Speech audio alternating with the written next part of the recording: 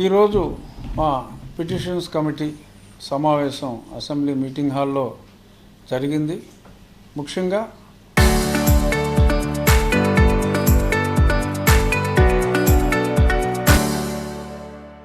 విశాఖపట్నంలో steel plant rehabilitation కార్డ్స్కు సంబంధించి AP రిఫ్రాక్టరీస్కి గతంలో ఇచ్చిన 174 ఎకరాల స్థలం, ఇంకొన్ని 22A సమస్యల మీద సుదీర్ఘంగా చర్చ జరిగింది. మెయిన్ సబ్జెక్టు మా సీనియర్ సభ్యులు పల్లా శ్రీనివాసరావు గారి ఏరియాకి సంబంధించిన దాని మీద ముఖ్యంగా ఏపీఐఐసి ఇండస్ట్రీస్ డిపార్ట్మెంట్ వారితో చర్చ జరిగింది. సో ఆ సబ్జెక్ట్ శ్రీనివాసరావు గారి సబ్జెక్ట్ కాబట్టి ఆయన ఎక్స్ప్లెయిన్ చేస్తారు దాని ఇంపార్టెన్స్. చాలా సీరియస్ సబ్జెక్ట్ గురించి చర్చించడం జరిగింది.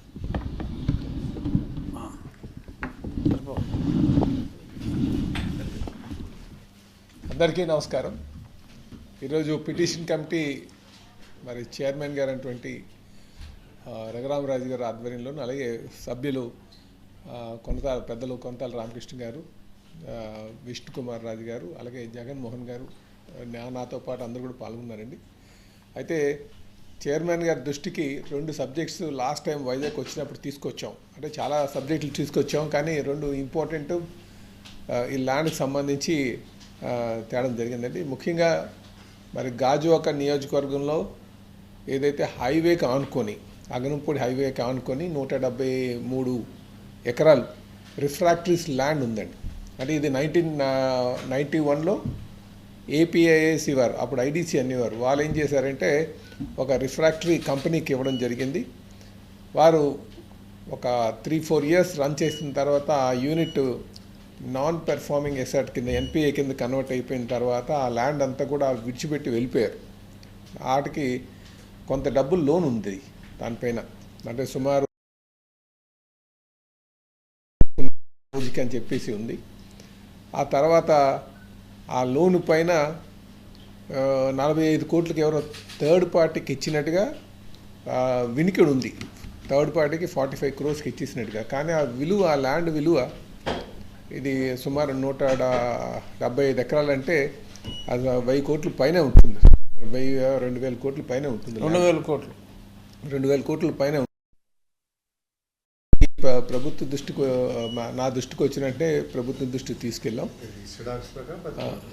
బాకీ 30 కోట్లు, విలువ 2,000 కోట్లు, విలువ 2,000 కోట్లు ఉంటుంది. సో అందుకనే దాన్ని త్వరితగతిన బ్యాంకర్స్తో మాట్లాడి, ఎందుకంటే ఆ కొనుక్కున్నటువంటి వారు ఎవరో నాన్ పెర్ఫార్మింగ్ ఎసెట్ని వాళ్ళు టేక్ ఓవర్ చేసి గవర్నమెంట్ దగ్గరికి వచ్చేటప్పుడు దానికి ఏపీఐసికి సంబంధించింది కనుక ఇది ఎన్ఓసి ఇవ్వనని చెప్పేసి అడ్డుపెట్టడం కూడా జరిగిందని విషయం మరి తెలిసింది. అందుకనే అది గవర్నమెంట్ దృష్టికి తీసుకువెళ్ళే విధంగా ఏ విధంగా చేస్తే బాగుంటుందని, ఏ విధంగా చేసినా సరే అది గవర్నమెంట్కి చేతికి వచ్చేటట్టుగా చేయాలనేది మా యొక్క అభిప్రాయం. దాని మీదే నెక్స్ట్ సిట్టింగ్లోని ఫుల్ డేటాతో హయ్యర్ లెవెల్ ఆఫీసర్స్ అందరినీ కూడా రమ్మని చెప్పడం జరిగిందండి. అది అయితే అక్కడ 175 ఎకరాలు సుమారు 2,000 కోట్లు విలువ చేసేటువంటి ల్యాండ్ని మనం మంచి ఐటీ కంపెనీస్ ఏదైనా డెవలప్ చేస్తే బాగుంటుంది అన్నది మా ఉద్దేశం అండి. ఎందుకంటే చాలా కంపెనీస్, ఐటీ కంపెనీస్ అన్నీ కూడా అటు భోగాపురం సైడ్ వెళ్తున్నాయి, గాజువాక ప్రాంతానికి రావాలనేది మా ఆకాంక్ష. కనుక దాంట్లో మరి ఆ ప్రాబ్లమ్ని పిటిషన్ కంపెనీ దృష్టికి తీసుకొచ్చినంటే అది ఉన్నత స్థాయి అధికారులని పిలిపించడం జరుగుతుంది. ఖచ్చితంగా దీనికి ఒక పరిష్కారం తీసుకొస్తామని చెప్పి సందర్భంగా తెలియజేస్తున్నాను. దీంతోపాటు ఆర్కార్డ్లో కొన్ని డౌట్ఫుల్ ఆర్కార్డ్స్ ఉన్నాయి. సుమారు 12 అంటే రీహాబిలిటేషన్ జాబ్, ఎవరైతే ఇల్లు వాకిలు ఇచ్చినటువంటి డిస్ప్లేస్డ్ పర్సన్స్ ఉంటారో వాళ్ళకి జాబ్ ఇస్తామని చెప్పేసి స్టీల్ ప్లాంట్ ఇచ్చినటువంటి ఆర్కార్డ్ అనమాట. అంటే ఇంకా 9,000 మంది ఇంకా ఉద్యోగాల కోసం చూస్తున్నారు. అందులో ఒక 1,200 వరకు డౌట్ఫుల్ కార్డ్స్ ఉన్నాయని చెప్పారు. అది వివిధ కారణాలతో డౌట్ఫుల్ చెప్తున్నారు. కానీ ఆ కారణాలు కరెక్ట్ కాదు. ఎందుకంటే ఆనాటికి కొంత ఏజ్ అనే ప్రూఫ్ లేకపోవడం వల్ల, కొంతమంది ఈ ఫ్యామిలీ డిస్ప్యూట్ల వల్ల ఇలాగ ఉన్నటువంటి పరిస్థితుల్లో ఆ డౌట్ఫుల్ ఆర్కార్డ్స్ ఉండిపోయాం అనేది నాకు పర్సనల్గా ఉన్నటువంటి అనుభవం. ఆ అనుభవంతో మరి పిటిషన్ కమిటీ దృష్టికి తీసుకొచ్చి ఆ కార్డ్స్ కూడా రెగ్యులేట్ చేయాల్సిందిగా కోరుచునే ఉండేది. దాని మీద కూడా డిస్కషన్ చేయడం జరిగిందండి. దాంతోపాటు 22 ఇష్యూస్ మీద కూడా కొన్ని డిస్కషన్ జరిగిందని చెప్పి తెలియజేస్తున్నాం. నమస్కారం.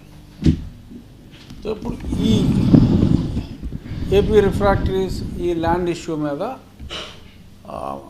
నెక్స్ట్ మంత్ మొదటి వారంలోనే మళ్ళీ ఒక సమావేశం ఫైనాన్స్ వాళ్ళతో, బ్యాంకర్స్తో అందరితో చర్చించి ఆ 2000 కోట్ల రూపాయల అసెట్ని తిరిగి ప్రభుత్వానికి ఎలా అప్పచెప్పాలి అనే దాని మీద నెక్స్ట్ మీటింగ్ సమావేశంలో చర్చిస్తాం.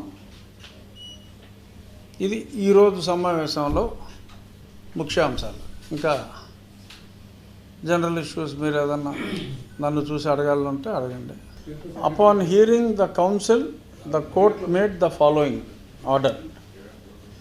We are not inclined to interfere with the impugned judgment and order passed by the High Court.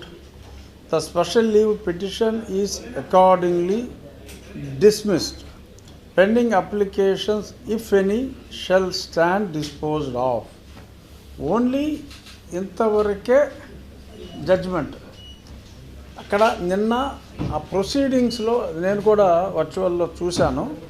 ప్రొసీడింగ్స్లో జరిగింది ఏమిటి అంటే కోర్టుకి గతంలో హైకోర్టులో జరిగిన విషయాలు తెలీదు. సో ముందుగా హైకోర్టులో ఏదన్నా ఉంటే మీరు హైకోర్టులో వేసుకోవచ్చు కదా అని సుప్రీంకోర్టు అన్నప్పుడు మా న్యాయవాది సుయోధన్ గారు ఆల్రెడీ కోర్టులో ఇది ఆర్డర్ వచ్చింది, మేము అక్కడ సబ్మిట్ చేసామని చెప్పి ఆ court order justice Ramakrishna Prasad గారు ఇచ్చిన కోర్టు ఆర్డర్ని ఆయన చదివి వినిపించిన తర్వాత already the matter is disposed by high court, then where is any point, there is no point in interfering అని చెప్పి ఇమ్మీడియట్గా సుప్రీంకోర్టు ఆ ఇష్యూని వీఆర్ డిస్మిసింగ్ అని చెప్పి చెప్పడం జరిగింది. ఇంతకు మించి అక్కడ డిస్కషన్ జరగల. మళ్ళీ తిరిగి కోర్టుకి వెళ్ళమని హైకోర్టు ఆర్డర్ ఉంది అని తెలియక ముందు మాట్లాడారు. హైకోర్టు ఆర్డర్ ఆల్రెడీ ఉంది అక్కడ అని చెప్పి అది చదివి వినిపించిన తర్వాత just matter is dismissed and disposed అంతే. అక్కడ చర్చు ఇటువంటి వాటి మీద అసలు చర్చే లేదు, దాని మీద చర్చ లేదు. సో అంచేత అది ఇష్యూ కాదు. దేవాలయ నిర్మాణం గన్నవరం దగ్గర ఆశ్రమం దగ్గర ఆల్మోస్ట్ 75% ఏ స్టోన్కి ఆ స్టోను మొత్తం 21 లెవెల్స్లో ఆలయ నిర్మాణం ఉంటుంది. ఒకటి అడుగు ఉండొచ్చు, కొన్ని 2 అడుగులు ఉండొచ్చు. ఆల్మోస్ట్ పై వరకు కూడా మొత్తం ఆ శిలల చెక్కటం అంతా అయిపోయింది. రేపు ఫౌండేషన్ వర్క్స్ గతంలో చాలా వరకు చేసాం. అక్కడ ఒక 10 రోజుల వర్క్ పెండింగ్ ఉంది. అది అయిన తర్వాత క్రేన్ సహాయంతో ఇవన్నీ ఎరెక్షన్ చేయటమే. నవంబర్ నెలాఖరికి టార్గెట్, మా శిల్పులు మాకు ఇచ్చింది టార్గెట్, నవంబర్ నెలాఖరికి ఆలయం పూర్తి చేస్తామని చెప్పి వాళ్ళు చెప్పడం జరిగింది. ఖచ్చితంగా ఒక వారం ముందే కంప్లీట్ చేయడానికి ట్రై చేస్తాం. రేపు మేము వెళ్తున్నాం. ఇవాళ మళ్ళీ ఆ సెంటరింగ్ వాళ్ళు అక్కడికి వస్తారు.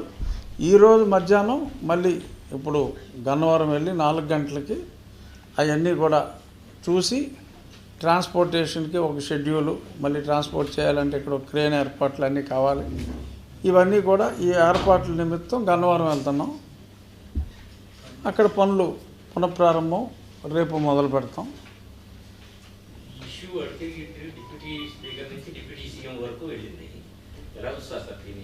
అంటే దీని వెనక ఏమైనా రాజకీయ కుట్ర ఏమీ లేదు. డెఫినెట్గా రాజకీయమే లేదు.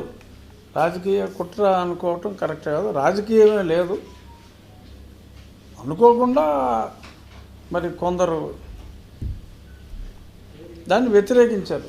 బేసిక్గా ఆ ఆలయ ప్రాంగణాన్ని డంపింగ్ యార్డ్గా మార్చేశారు. ఆ డంపింగ్ యార్డ్గా మార్చినప్పుడు సాక్షి పత్రిక వాళ్ళు ఎక్కువ బాధపడ్డారు. నిజంగా చెప్పాలంటే ఐ అప్రిషియేట్ సాక్షిని. నా దృష్టికి తీసుకొచ్చి ఏం చేస్తున్నావు ఎమ్మెల్యే నువ్వు, రఘుకుల తిలక రామాన పాటలు పాడుకుంటావేనా, ఏమైనా చేసేది ఉందా అని చెప్పి ప్రశ్నించారు. సో దాన్ని నేను పాజిటివ్గా తీసుకుని ఏదో చేద్దామని ప్రయత్నిస్తే లోకల్స్ అటాక్ చేశారు. సో అటాక్ చేసిన తర్వాత సో ఆ 1932 నుంచి ఉన్న రికార్డ్స్ అన్నీ చూసి ఆ దేవాలయం స్థానే తిరిగి దేవాలయం మంచి దేవాలయం కనీసం 700-800 సంవత్సరాలు ఉండాలి అంటే పూర్తిగా రాతి కట్టడంతో కడితే ఉంటుంది. చిన్న స్థలం అయినప్పటికీ చక్కగా అందంగా నిర్మించాలి ఆ రామాలయం ప్రాంగణంలోనే అని ఒక ఆలోచనతో మొదలుపెట్టాం. భక్తులు స్పందించారు. సరే, కొందరికి నచ్చలేదు, దానికి కొన్ని ఆటంకాలు కల్పించారు. ఆటంకాలన్నీ తొలగిపోయినాయి. చక్కగా ఇందులో రాజకీయం లేదు. ఇక నుంచి ఎటువంటి ఏదైనా ఉన్నా కూడా సుప్రీంకోర్టు చెప్పిన తర్వాత అందరూ కూడా సుప్రీంకోర్టు తీర్పుని గౌరవిస్తారనే భావిస్తున్నాను. అందుకనే నేను నిన్న మాట్లాడినప్పుడు కూడా చాలా స్పష్టంగా చెప్పింది, ఇది రఘురామకృష్ణరాజు విజయం కాదు, అవతల లాయర్ల ఓటమి కాదు. శ్రీరాముడి గుడిని ఆయన కట్టించుకుంటున్నాడు. వీఆర్ ఆల్ నిమిత్త మాత్రులు. ఒక చక్కటి గుడి అక్కడ వస్తుంది, అంతవరకే. రాజకీయం మటుకు ఖచ్చితంగా లేదు. అనుకోకుండా సాక్షి పేపర్లో నేను రాయించుకుంటే రాస్తారా? రాయరు కదా. నేను తిట్టించుకుంటానా సాక్షి పేపర్లో? అనుకోకుండా జరిగింది. ఇందులో ఎటువంటి రాజకీయ ఆలోచనలు కానీ ఏమి లేవు. సార్, గత 2 రోజులుగా రాష్ట్రంలో డిస్కషన్ జరుగుతుంది. బోండా ఉమా అది మాకు సంబంధం లేదు కదండి. మరికొంతమంది, నేనే కాదు చాలా మంది నాయకులు, అదేదో ఇప్పుడే మా పల్లా శ్రీనివాసరావు గారు వెళ్ళారు, ఆయన ఏదో వివరణ ఇస్తారు. సో ఆ వివరణ తర్వాత చూడొచ్చు. ఇది మాకు సంబంధం లేని ఇష్యూ కదా, బుద్ధిగా మాకు సంబంధం లేని ఇష్యూ. నాకు సంబంధం లేదు, మాకు సంబంధం లేదు. మీ ఆలోచన అక్కడ కట్ చేద్దాం. ఇదిగో ఆర్డర్ చాలా క్లియర్గా ఉంది. జస్ట్